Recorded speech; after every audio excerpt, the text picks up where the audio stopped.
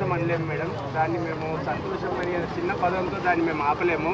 ఇది ఈనాటిది కాదు, మేము 2009 టీఆర్పీ పార్టీ అప్పటి నుంచి కూడా ఎంతో కసిగా ఎంతో మంచిగా ముందుకు చేస్తూ పోతున్నారు మన పవన్ కళ్యాణ్ గారు. ఆయన సినిమా హీరో కంటే ఆయన చేసిన ప్రజలకు సేవ చేసింది అది మాకు చాలా ఇష్టం.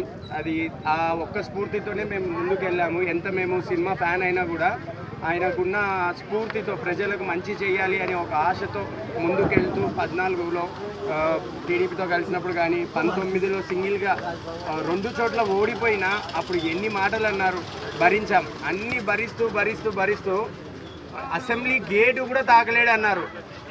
ఈరోజు గేటు తాకడం కాదు, తెరిచి పెడతారు ఆయన కోసం,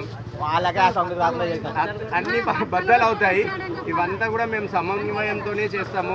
అంత బాగా చేస్తారు మన పవన్ కళ్యాణ్ గారి మీద. ఒక రకంగా చెప్పాలంటే ఒక పార్టీ అది కనుమరుగయ్యే పరిస్థితి, కానీ ఈయన ముందుకు రావడంతో ఆ పార్టీ ఈరోజు అధికారంలోకి వస్తుంది. వాస్తవంగా చెప్పాలంటే అది కేవలం పవన్ కళ్యాణ్ గారి వల్లే. అది ఒప్పుకోకపోయినా అది నిజం. కానీ మేమంతా కూటమి అందరం కలిసిమెలిసే చేసుకుంటాము, అట్లే కలిసిమెలిసి ముందుకు పోతాం.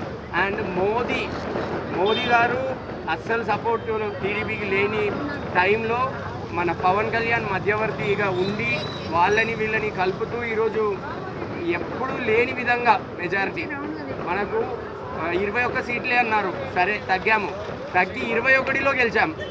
ఇంకా అంతకంటే గొప్ప గెలుపు అనేది ఉండదు. అండ్ దాంతోపాటు మన టీడీపీ కానీ బీజేపీ వాళ్ళు కానీ వాళ్ళందరూ సహకరించారు, అందరికీ ధన్యవాదాలు. ఇప్పుడు మన జనసేన వీర మహిళలు మాట్లాడతారు, ఒక్కసారి చూడండి. జనసేన పార్టీ అంటే కూడా అభిమానము. పిఠాపురంలో మన